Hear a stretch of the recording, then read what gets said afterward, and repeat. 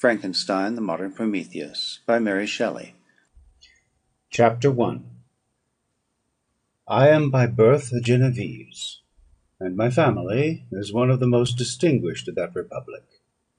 My ancestors had been for many years counsellors and syndics, and my father had filled several public situations with honour and reputation.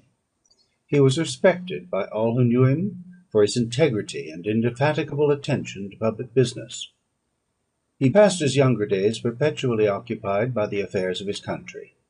A variety of circumstances had prevented his marrying early, nor was it until the decline of life that he became a husband and the father of a family. As the circumstances of his marriage illustrate his character, I cannot refrain from relating them. One of his most intimate friends was a merchant, who from a flourishing state fell, through numerous mischances, into poverty. This man, whose name was Beaufort, was of a proud and unbending disposition, and could not bear to live in poverty and oblivion in the same country where he had formerly been distinguished for his rank and magnificence. Having paid his debts, therefore, in the most honourable manner, he retreated with his daughter to the town of Lucerne, where he lived unknown and in wretchedness. My father loved Beaufort with the truest friendship, and was deeply grieved by his retreat in these unfortunate circumstances. He bitterly deplored the false pride which led his friend to a conduct so little worthy of the affection that united them. He lost no time in endeavouring to seek him out, with the hope of persuading him to begin the world again through his credit and assistance. Beaufort had taken effectual measures to conceal himself, and it was 10 months before my father discovered his abode. Overjoyed at this discovery, he hastened to the house, which was situated in a mean street near the Rue. But when he entered, misery and despair alone welcomed him. Beaufort had saved but a very small sum of money from the wreck of his fortunes, but it was sufficient to provide him with sustenance for some months, and in the meantime he hoped to procure some respectable employment in a merchant's house. The interval was consequently spent in inaction.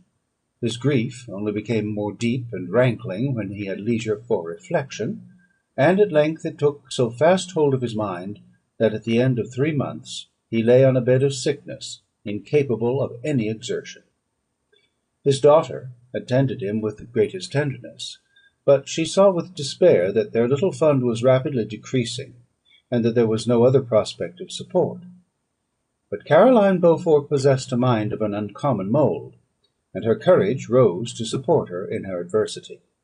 She procured plain work, she plaited straw, and by various means contrived to earn a pittance scarcely sufficient to support life. Several months passed in this manner. Her father grew worse. Her time was more entirely occupied in attending him. Her means of subsistence decreased, and in the 10th month her father died in her arms, leaving her an orphan and a beggar. This last blow overcame her, and she knelt by Beaufort's coffin, weeping bitterly, when my father entered the chamber. He came like a protecting spirit to the poor girl, who committed herself to his care; and after the interment of his friend, he conducted her to Geneva, and placed her under the protection of a relation. 2 years after this event, Caroline became his wife. There was a considerable difference between the ages of my parents, but this circumstance seemed to unite them only closer in bonds of devoted affection. There was a sense of justice in my father's upright mind, which rendered it necessary that he should approve highly to love strongly.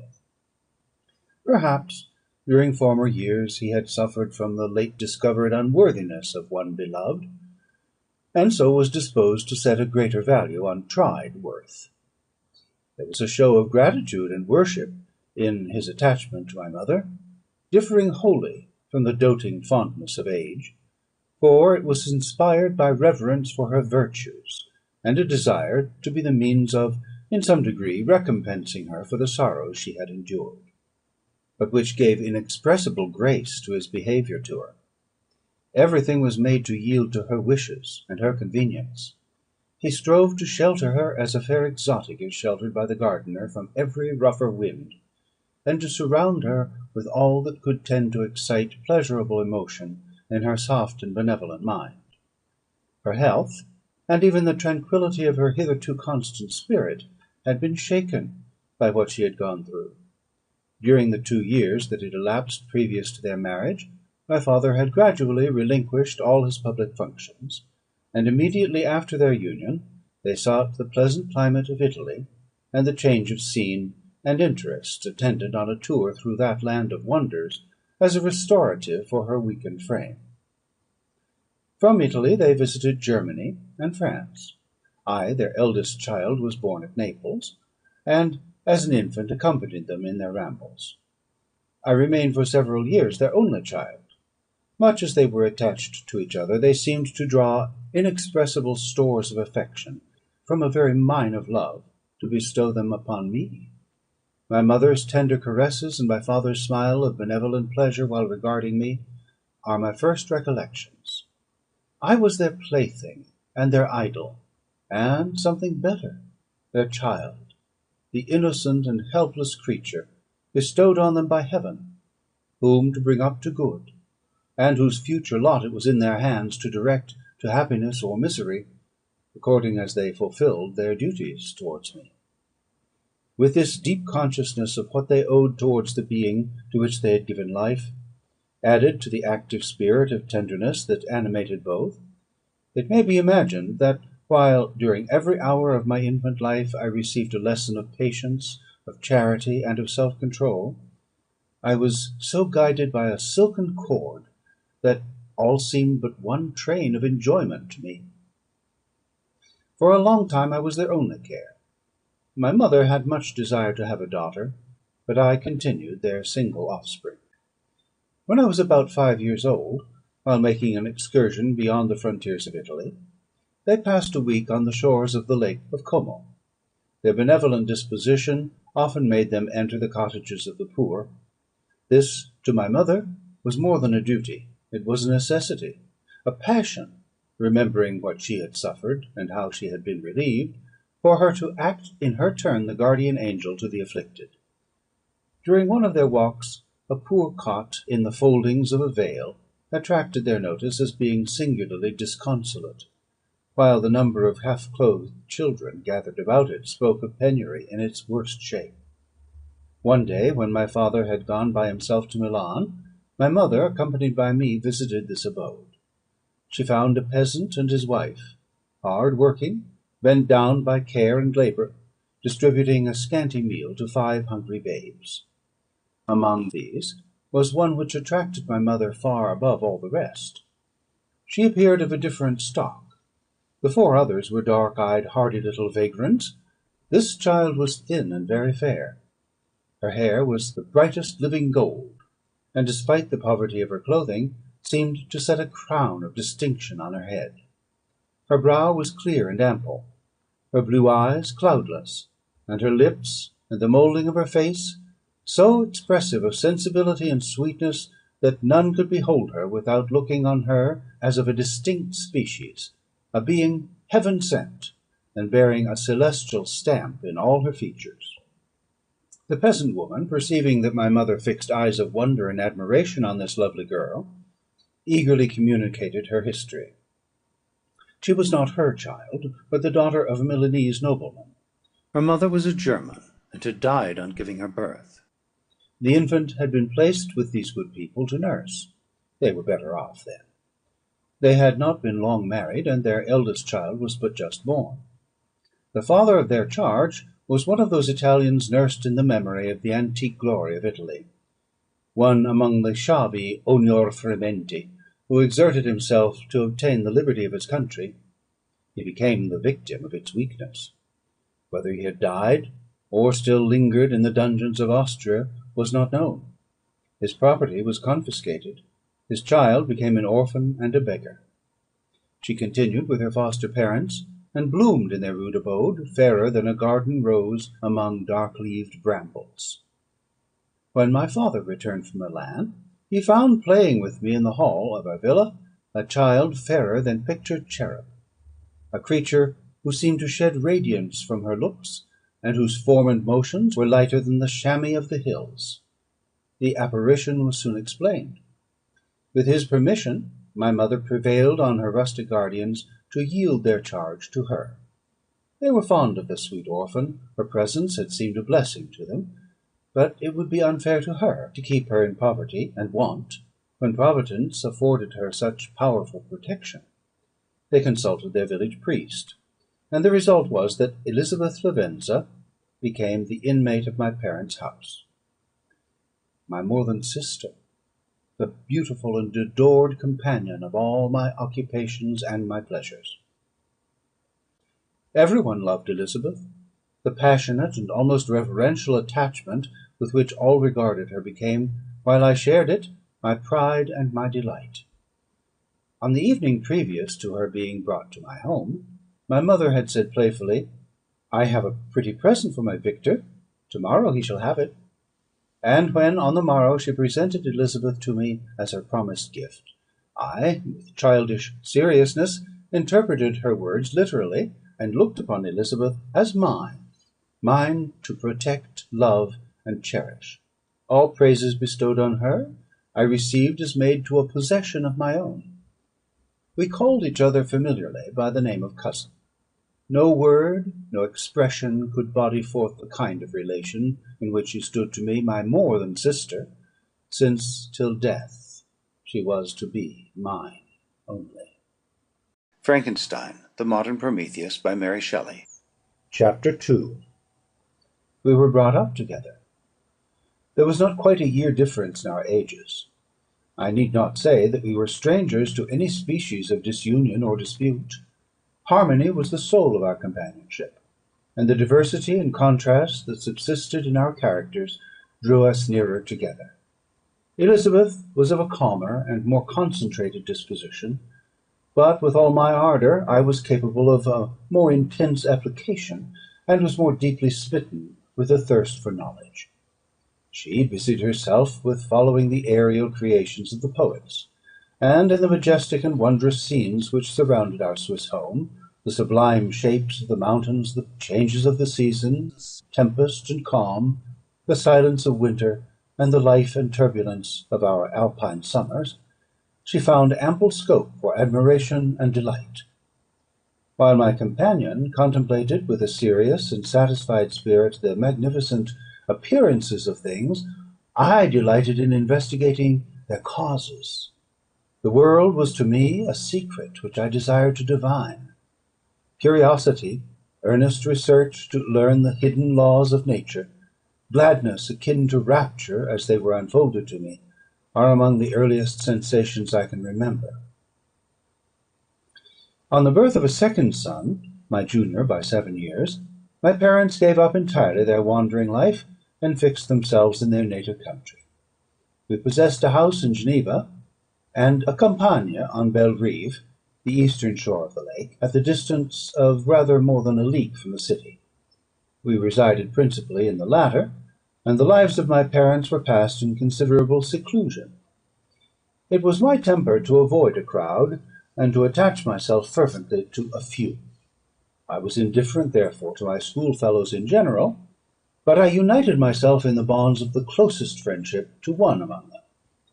Henry Clerval was the son of a merchant of Geneva. He was a boy of singular talent and fancy. He loved enterprise, hardship, and even danger for its own sake. He was deeply read in books of chivalry and romance. He composed heroic songs, and began to write many a tale of enchantment and knightly adventure.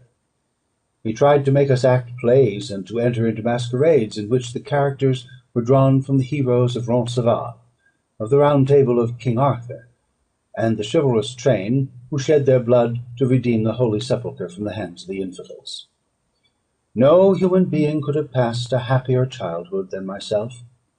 My parents were possessed by the very spirit of kindness and indulgence. We felt that they were not the tyrants to rule our lot according to their caprice, but the agents and creators of all the many delights which we enjoyed. When I mingled with other families, I distinctly discerned how peculiarly fortunate my lot was, and gratitude assisted the development of filial love. My temper was sometimes violent, and my passions vehement. But, by some law in my temperature, they were turned not towards childish pursuits, but to an eager desire to learn, and not to learn all things indiscriminately. I confess that neither the structure of languages, nor the code of governments, nor the politics of various states possessed attractions for me. It was the secrets of heaven and earth that I desired to learn, and whether it was the outward substance of things, or the inner spirit of nature and the mysterious soul of man that occupied me, still my inquiries were directed to the metaphysical, or in its highest sense the physical secrets of the world. Meanwhile, Clerval occupied himself, so to speak, with the moral relations of things. The busy stage of life, the virtues of heroes, the actions of men were his theme, and his hope and his dream was to become one among those whose names were recorded in story as the gallant and adventurous benefactors of our species. The saintly soul of Elizabeth shone like a shrine-dedicated lamp in our peaceful home. Her sympathy was ours. Her smile, her soft voice, the sweet glance of her celestial eyes were ever there to bless and animate us. She was the living spirit of love to soften and attract. I might have become sullen in my study, through the ardour of my nature, but that she was there to subdue me to a semblance of her own gentleness. And Clerval? Could aught ill entrench on the noble spirit of Clerval? Yet he might not have been so perfectly humane, so thoughtful in his generosity, so full of kindness and tenderness amidst his passion for adventurous exploit, had she not unfolded to him the real loveliness of beneficence, and made the doing good the end and aim of his soaring ambition. I feel exquisite pleasure in dwelling on the recollections of childhood, before misfortune had tainted my mind, and changed its bright visions of extensive usefulness into gloomy and narrow reflections upon self. Besides, in drawing the picture of my early days, I also record those events which led, by insensible steps, to my after tale of misery. For when I would account to myself for the birth of that passion which afterward ruled my destiny, I find it arise, like a mountain river, from ignoble and almost forgotten sources. But, swelling as it proceeded, it became the torrent which in its course has swept away all my hopes and joys. Natural philosophy is the genius that has regulated my fate. I desire, therefore, in this narration, to state those facts which led to my predilection for that science.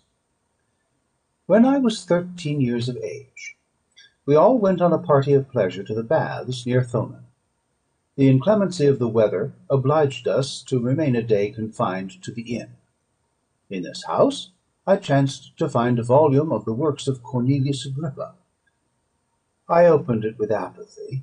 The theory which he attempts to demonstrate, and the wonderful facts which he relates, soon changed this feeling to enthusiasm.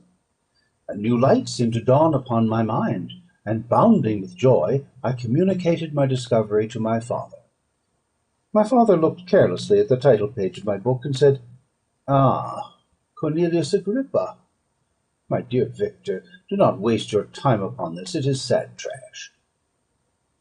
If, instead of this remark, my father had taken the pains to explain to me that the principles of Agrippa had been entirely exploded, and that a modern system of science had been introduced, which possessed much greater powers than the ancient, because the powers of the latter were chimerical, while those of the former were real and practical, under such circumstances I should certainly have thrown Agrippa aside, and have contented my imagination, warmed as it was, by returning with greater ardour to my former studies. It is even possible that the train of my ideas would never have received the fatal impulse that led to my ruin. But the cursory glance my father had taken of my volume by no means assured me that he was acquainted with its contents, and I continued to read with the greatest avidity. When I returned home, my first care was to procure the whole works of this author, and afterwards of Paracelsus, and Albertus Magnus. I read and studied the wild fancies of these writers with delight. They appeared to me treasures known to few besides myself. I have described myself as always having been imbued with a fervent longing to penetrate the secrets of nature. In spite of the intense labour and wonderful discoveries of modern philosophers, I always came from my studies discontented and unsatisfied. Sir Isaac Newton is said to have avowed that he felt like a child picking up shells beside the great and unexplored ocean of truth. Those of his successors in each branch of natural philosophy, with whom I was acquainted, appeared, even to my boy's apprehensions, as tyros engaged in the same pursuit. The untaught peasant beheld the elements around him and was acquainted with their practical uses. The most learned philosopher knew little more. He had partially unveiled the face of nature, but her immortal lineaments were still a wonder and a mystery. He might dissect, anatomize, and give names, but not to speak of a final cause, causes in their secondary and tertiary grades were utterly unknown to him. I had gazed upon the fortifications and impediments that seemed to keep human beings from entering the citadel of nature, and rashly and ignorantly I had repined. But here were books, and here were men who had penetrated deeper and knew more. I took their word for all that they averred, and I became their disciple. It may appear strange that such should arise in the 18th century, but while I followed the routine of education in the schools of Geneva, I was to a great degree self-taught with regard to my favourite studies. My father was not scientific, and I was left to struggle with a child's blindness, added to a student's thirst for knowledge. Under the guidance of my new preceptors, I entered with the greatest diligence into the search of the philosopher's stone and the elixir of life, but the latter soon obtained my undivided attention. Wealth was an inferior object, but what glory would attend the discovery if I could banish disease from the human frame, and render man invulnerable to any but a violent death. Nor were these my only visions.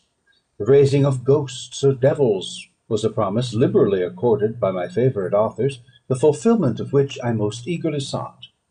And if my incantations were always unsuccessful, I attributed the failure rather to my own inexperience and mistake, than to want of skill or fidelity in my instructors. And thus, for a time, I was occupied by exploded systems, mingling like an unadept 1,000 contradictory theories, and floundering desperately in a very slough of multifarious knowledge, guided by an ardent imagination and childish reasoning, till an accident again changed the current of my ideas. When I was about 15 years old, we had retired to our house near Bellerive, when we witnessed a most violent and terrible thunderstorm. It advanced from behind the mountains of Jura, and the thunder burst at once with frightful loudness from the various quarters of the heavens. I remained while the storm lasted, watching its progress with curiosity and delight. As I stood at the door, on a sudden I beheld a stream of fire issue from an old and beautiful oak, which stood about 20 yards from our house. And so soon as the dazzling light vanished, the oak had disappeared, and nothing remained but a blasted stump. When we visited it the next morning, we found the tree shattered in a singular manner. It was not splintered by the shock, but entirely reduced to thin ribbons of wood. I never beheld anything so utterly destroyed. Before this, I was not unacquainted with the more obvious laws of electricity. On this occasion, a man of great research in natural philosophy was with us, and, excited by this catastrophe, he entered on the explanation of a theory which he had formed on the subject of electricity and galvanism, which was at once new and astonishing to me. All that he said threw greatly into the shade Cornelius Agrippa, Albertus Magnus, and Paracelsus, the lords of my imagination. But by some fatality, the overthrow of these men disinclined me to pursue my accustomed studies. It seemed to me as if nothing would or could ever be known. All that had so long engaged my attention suddenly grew despicable.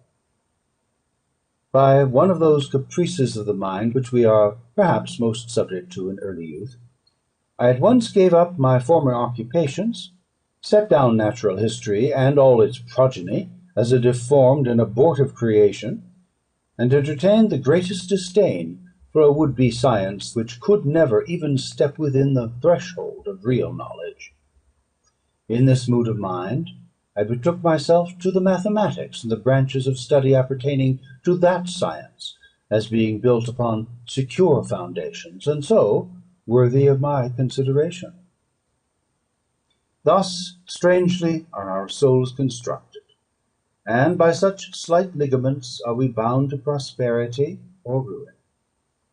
When I look back, it seems to me as if this almost miraculous change of inclination and will was the immediate suggestion of the guardian angel of my life, the last effort made by the spirit of preservation to avert the storm that was even then hanging in the stars and ready to envelop me. Her victory was announced by an unusual tranquillity and gladness of soul, which followed the relinquishing of my ancient and latterly tormenting studies. It was thus that I was to be taught to associate evil with their prosecution, happiness with their disregard. It was a strong effort of the spirit of good, but it was ineffectual. Destiny was too potent, and her immutable laws had decreed my utter and terrible destruction. Recording by Thomas Copeland. Frankenstein, the Modern Prometheus, by Mary Shelley. Chapter 3. When I had attained the age of 17, my parents resolved that I should become a student at the University of Ingolstadt. I had hitherto attended the schools of Geneva, but my father thought it necessary for the completion of my education that I should be made acquainted with other customs than those of my native country. My departure was therefore fixed at an early date, but before the day resolved upon could arrive, the first misfortune of my life occurred, an omen, as it were, of my future misery. Elizabeth had caught the scarlet fever. Her illness was severe, and she was in the greatest danger. During her illness, many arguments had been urged to persuade my mother to refrain from attending upon her. She had at first yielded to our entreaties, but when she heard that the life of her favourite was menaced, she could no longer control her anxiety. She attended her sick bed. Her watchful attentions triumphed over the malignity of the distemper. Elizabeth was saved, but the consequences of this imprudence were fatal to her preserver. On the third day my mother sickened. Her fever was accompanied by the most alarming symptoms, and the looks of her medical attendants prognosticated the worst event. On her deathbed, the fortitude and benignity of this best of women did not desert her. She joined the hands of Elizabeth and myself. "My children," she said, "my firmest hopes of future happiness were placed on the prospect of your union. This expectation will now be the consolation of your father. Elizabeth, my love, you must supply my place to my younger children. Alas, I regret that I am taken from you, and happy and beloved as I have been, is it not hard to quit you all? But these are not thoughts befitting me. I will endeavour to resign myself cheerfully to death, and will indulge a hope of meeting you in another world." She died calmly, and her countenance expressed affection even in death. I need not describe the feelings of those whose dearest ties are rent by that most irreparable evil, the void that presents itself to the soul, and the despair that is exhibited on the countenance. It is so long before the mind can persuade itself that she, whom we saw every day, and whose very existence appeared a part of our own, can have departed for ever, that the brightness of a beloved eye can have been extinguished, and the sound of a voice so familiar and dear to the ear can be hushed, never more to be heard. These are the reflections of the first days. But when the lapse of time proves the reality of the evil, then the actual bitterness of grief commences. Yet from whom has not that rude hand rent away some dear connection? And why should I describe a sorrow which all have felt and must feel?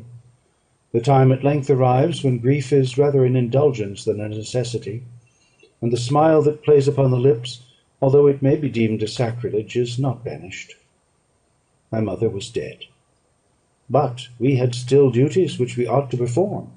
We must continue our course with the rest, and learn to think ourselves fortunate whilst one remains whom the spoiler has not seized. My departure for Ingolstadt, which had been deferred by these events, was now again determined upon.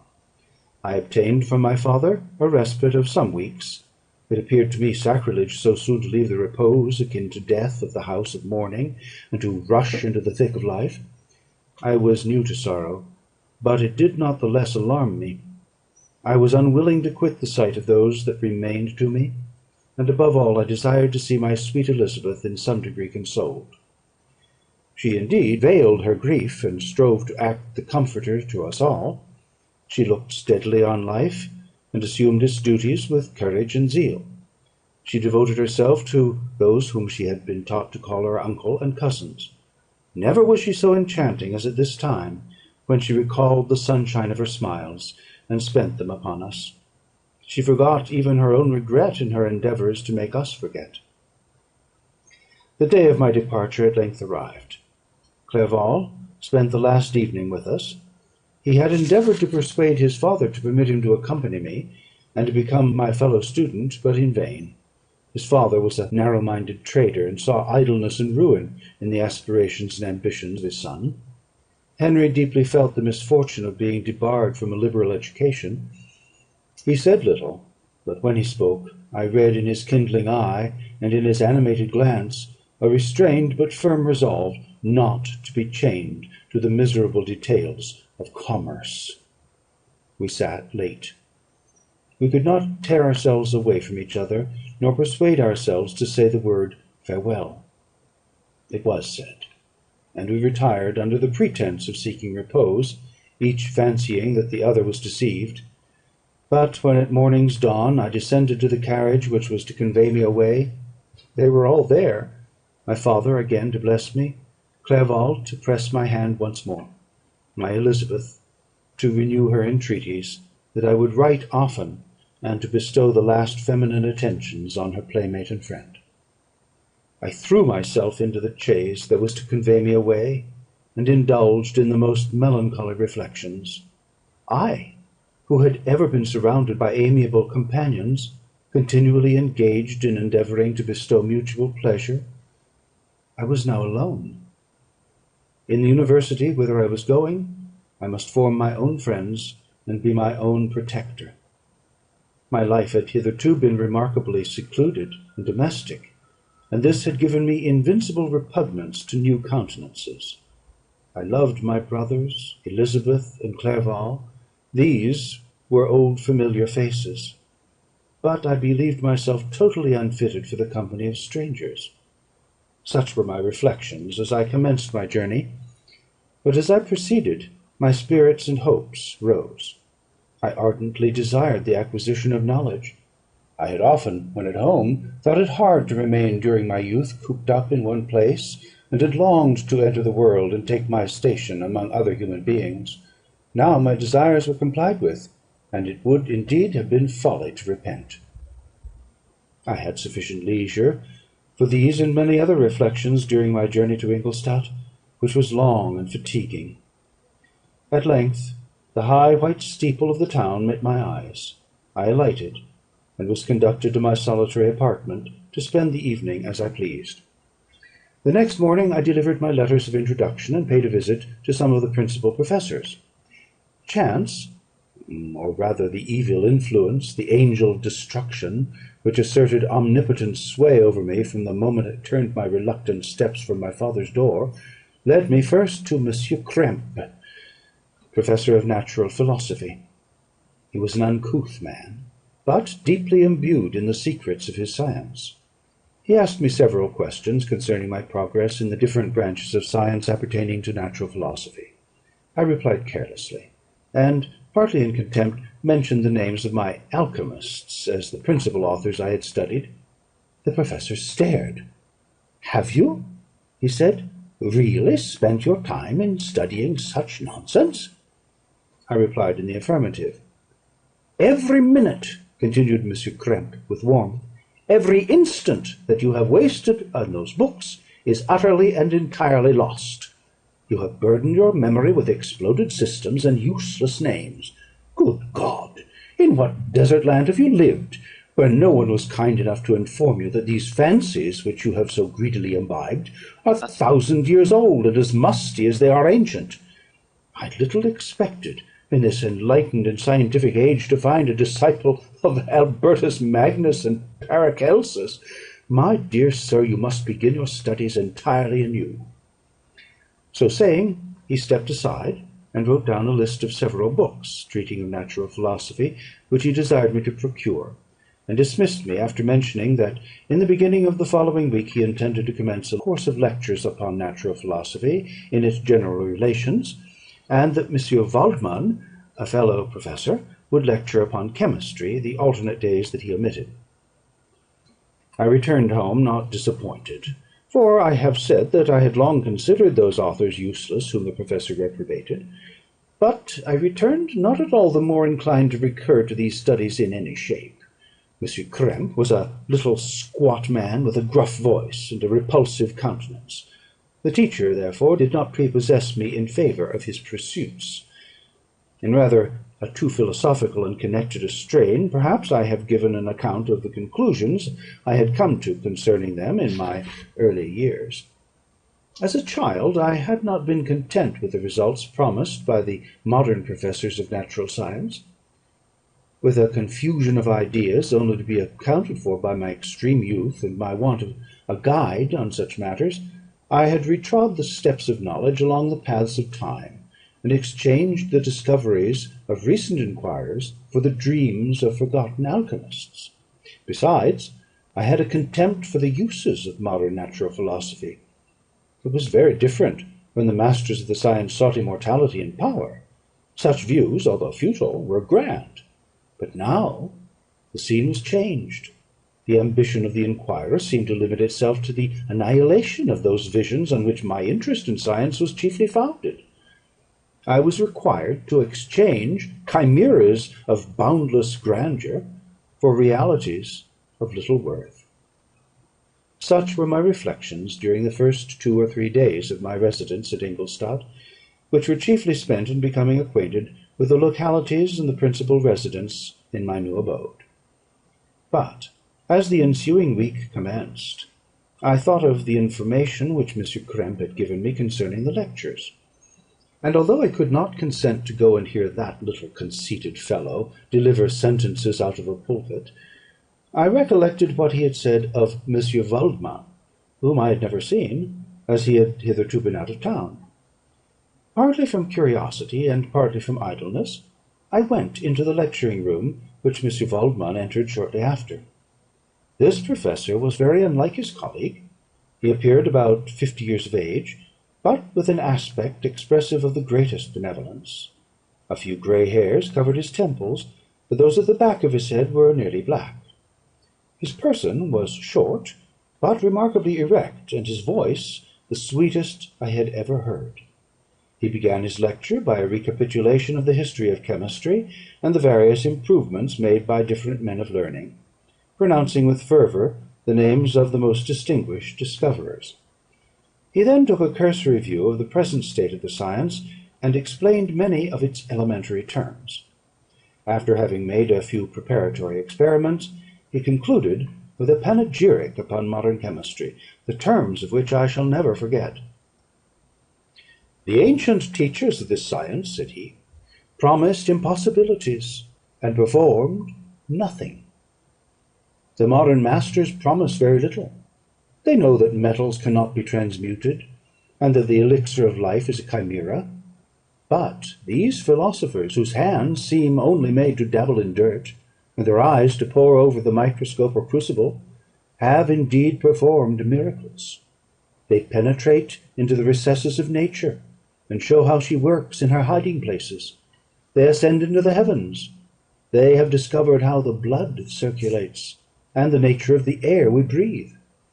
They have acquired new and almost unlimited powers. They can command the thunders of heaven, mimic the earthquakes, and even mock the invisible world with its own shadows. Such were the professor's words.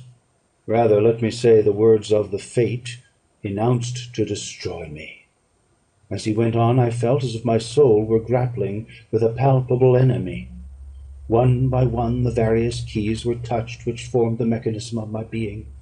Chord after chord was sounded, and soon my mind was filled with one thought, one conception, one purpose. "So much has been done," exclaimed the soul of Frankenstein. "More, far more will I achieve. Treading in the steps already marked, I will pioneer a new way, explore unknown powers, and unfold to the world the deepest mysteries of creation." I closed not my eyes that night. My internal being was in a state of insurrection and turmoil. I felt that order would thence arise, but I had no power to produce it.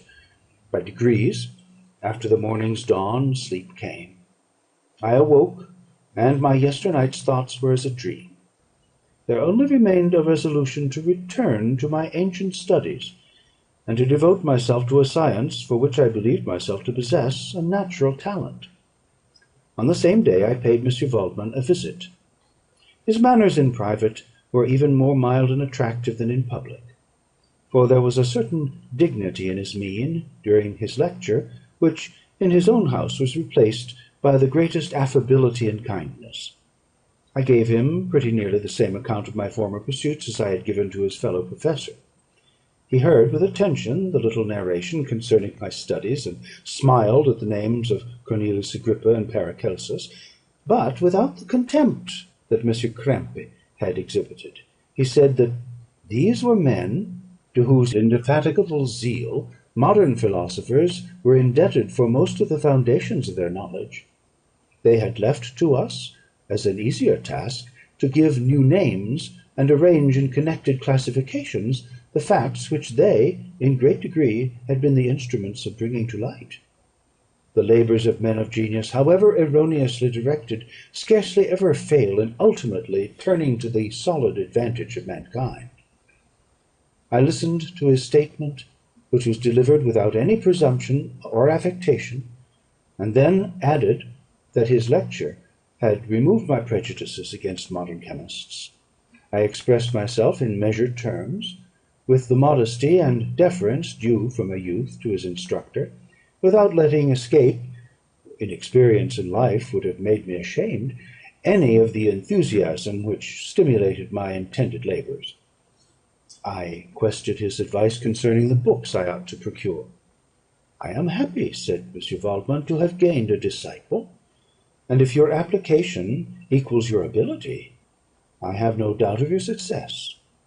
Chemistry is that branch of natural philosophy in which the greatest improvements have been and may be made. It is on that account that I have made it my peculiar study. But at the same time I have not neglected the other branches of science.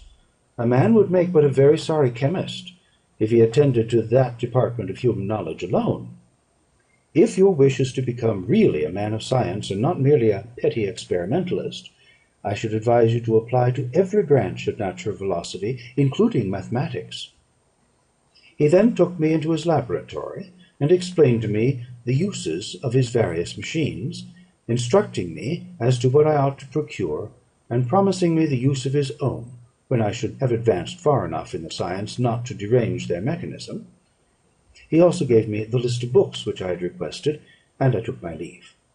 Thus ended a day memorable to me. It decided my future destiny. End of Part 7 of Frankenstein.